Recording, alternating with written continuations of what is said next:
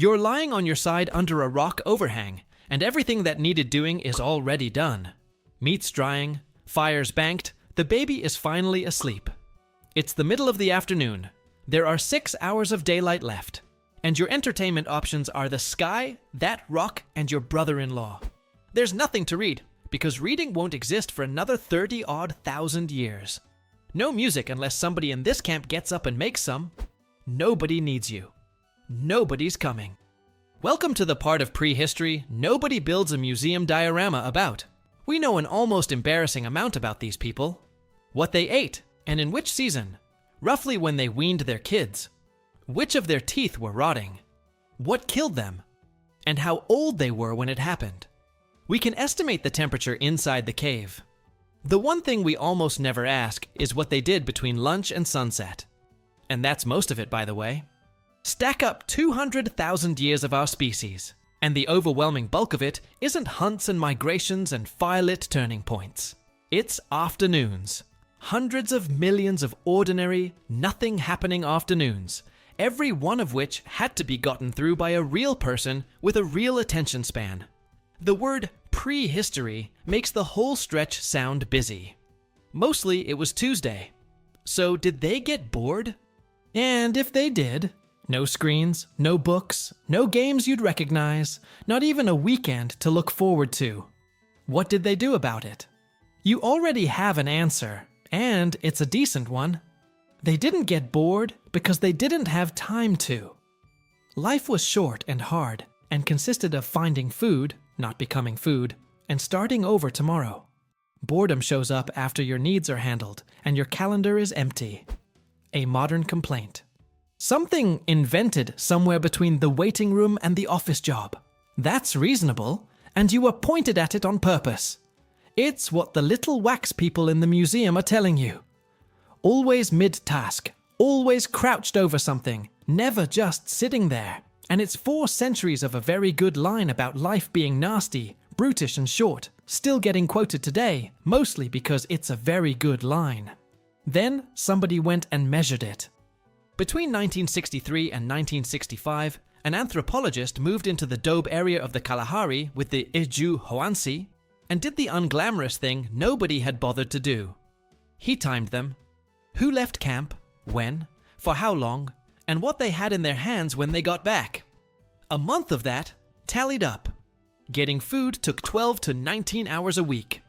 That number started a fight that hasn't fully ended, and the pushback is fair, so let's be straight about it. He was clocking the acquisition of food and not much else.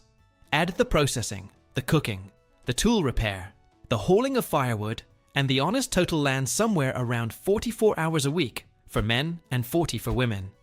Which is a full work week, except this one already includes your commute, your kitchen, your childcare, and your home repairs, all done out loud, in a group, at conversational speed, and dropped entirely for a day or two, whenever people felt like dropping it. Work a couple of days, then don't. Half their calories, in that particular desert, came out of a single nut. The mongongo grows in enormous quantities, keeps for months on the ground, and requires no planting, no watering, and nobody's permission. One person could walk out, fill a bag, walk back, and have handled the food problem for several people for several days. That is not a race against starvation. When the numbers got presented at a conference in 1966, the phrase that stuck was the original affluent society. Affluent not because anybody had much, but because what they wanted and what they could reach were sitting comfortably close together. Whatever else those hours were, they were not all spoken for. Which leaves you with the question the museum can't answer, because the diorama only ever shows the hunt. Fine. So what was happening during the other hours? The best answer we've got spent a century in a cigar box in the Netherlands. In 1891, a Dutch physician named Eugène Dubois was digging on a riverbank in East Java when he pulled out the skull cap that became Java Man, the first Homo erectus anybody had ever held. Being thorough, he boxed up everything else from the site too, including a pile of freshwater mussel shells. Those went into a museum collection in Leiden and sat there for about 100 years, because shells are not why anyone visits a museum. A century later, a team went back through them to study diet and found something nobody was looking for. A third of the shells had a small hole punched through at precisely the spot where the muscle holds a muscle shut. Exactly where you go to make the thing open without smashing it. Best guess for the tool is a shark tooth. 500,000 years ago, somebody had worked out the can opener. And on one shell out of 166, visible only when the light hits it sideways, there's a zigzag, not a scratch. A deliberate, connected, geometric zigzag, cut while the shell was still fresh. Which matters more than it sounds, because a living shell has a dark outer skin, so pale lines carved through it would have stood out sharply. It was cut to be looked at. The dating puts it between 430,000 and 540,000 years old, which beats the previous oldest engraving on Earth by more than 300,000 years. It predates your species entirely. No human being made it. Something ancestral to one did. 21 researchers went over that shell before anybody published a word, mostly trying to make the zigzag go away. Weathering could have done it. Roots could have done it. An animal's teeth could have done it. None of that survived the microscope because the lines are connected, evenly spaced, and cut with steady pressure by a hand that was very clearly not in a hurry. Another shell from the same box had been ground down along one edge into a working blade, so these people definitely used shells for real jobs. The zigzag isn't one of them. It doesn't cut, it doesn't count, it doesn't tally. Nobody can read it, and nobody ever will. The oldest deliberate mark anyone in your family tree left behind is a doodle. Now, having time on your hands and being bored are not the same condition, and that difference is worth taking seriously. Sitting in the shade with nothing to do sounds pleasant. Boredom, the specific, itchy, get-me-out-of-here version, might really be ours, a side effect of a world that trained you to expect something to happen every few seconds. And there's support for that sitting right there in the dictionary. The word boredom doesn't show up in English until 1852, in a novel that uses it 6 times. Calling somebody a bore only turns up in the 1760s. Before that, in English, the feeling had no name at all. It had names elsewhere. The Romans had a word for it, and somewhere in the Roman record, there's a public inscription honoring an official for rescuing an entire town from its tadia. It's boredom, which is a wonderful thing to be remembered for, and the inscription does not say how he pulled it off. Words only get you back as far as Rome, though. For anything older, you need objects, or you need somebody willing to sit in the dark for years and write down what people actually say. That second one is the half of this that almost never fossilizes. The cheapest way to fill an empty evening has always been other people, and talk leaves nothing in the ground. No residue, no tool marks, no layer. The only way to find out what an evening around a fire sounds like is to go sit at one for a couple of decades, which is roughly what happened in the Kalahari. 174 conversations, recorded and then sorted by whether the sun was up. Daytime talk was work talk. Where the food is, who's arriving, who owes whom, who isn't pulling their weight. Plus complaints and gossip, which in a camp of 30 people with no police, no boss, and no court is how behavior gets corrected at all. Practical, a little tense, useful. After dark, around a shared fire, the whole thing switched registers. 81% of the long conversations, the ones with a lot of people in them, were stories. Mostly about real people, most of them known to everybody sitting there, doing something funny or dramatic or a bit stupid. The tellers didn't moralize, didn't hand out lessons, and were careful never to make themselves the hero of anything. Take away the fire and the Kalahari, and you're left with a few adults staying up too late talking about somebody who isn't in the room. The oldest documented form of human entertainment is affectionate gossip after dinner. Those night stories were doing more than passing the hours, though. A lot of them were about people in other camps, days of walking away, whom half the listeners had never laid eyes on. Hear about a man often enough, his temper, his terrible luck with in-laws, the time he lost an argument with a porcupine, and you turn up in his camp years later, already knowing how to talk to him. A whole social world, built and maintained out of evenings, for people you have not met yet. Firelight had quietly done something big. It added hours to the day that could not be converted into food. Nothing gets gathered in the dark. Those hours had to go somewhere, and they went into each other. Into the people at the next fire over, the ones 2 valleys away, the ones who died before you were born, and were still being described in detail. Objects are the opposite of talk. They cost real hours and they survive, which makes them the only receipts we've got. In 2008, in a cave called Hohl Fels in southern Germany, 12 fragments of bone came out of the dirt and went back together into a flute. 8.5 inches of griffin vulture wing bone, 5 finger holes spaced with real precision, a V-shaped notch cut into one end for your mouth. Around 40,000 years old enough that Neanderthals were still living on the same continent, and about 30,000 years before anybody anywhere planted a field on purpose. Somebody built a replica and played it. Works fine. The vulture flute isn't even the strange part. Those same caves produced flute fragments made of mammoth ivory. Ivory is solid. To turn a tusk into a wind instrument, you have to split it down its length, hollow out both halves by hand, carve the finger holes, then rejoin and seal the 2 halves tightly enough to hold air. Days of patient, fiddly, expert work with stone tools for an object whose entire job is to make a noise. Bird bones are already hollow. Bird bones were lying around for free. Somebody looked at the easy version of the flute and reached for the tusk instead, because it sounded better. And this wasn't one eccentric.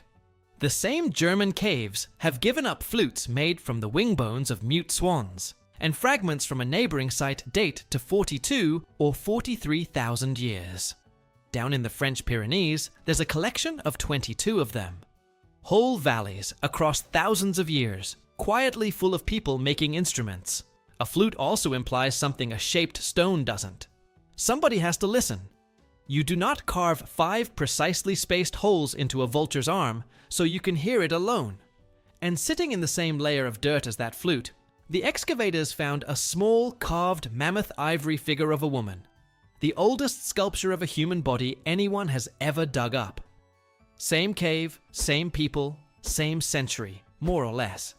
A concert and a gallery. Nobody in that valley needed a woodwind. That's not survival, that's a hobby. Adults with time on their hands are one thing.